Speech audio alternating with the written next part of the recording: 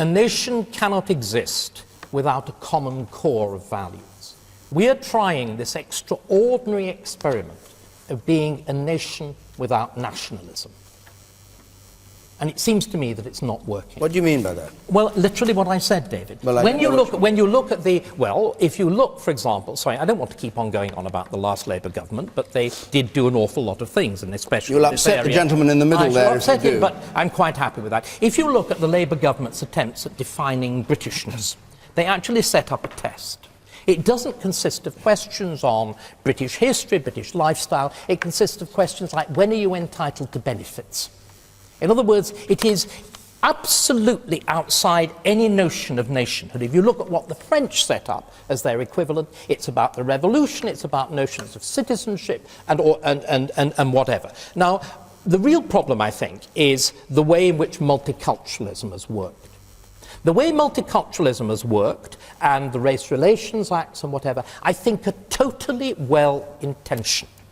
But what they've done is deliberately highlight division. Let me give you an example, which is a very interesting one. You probably know I'm gay. We had the case of a group of Islamic men who I think were actually sentenced to jail for issuing propaganda which said the Quran says that gays should be executed, which undoubtedly the Quran does. It's fine. You know, as the whole Judeo-Christian Islamic tradition did until the day before yesterday. Right.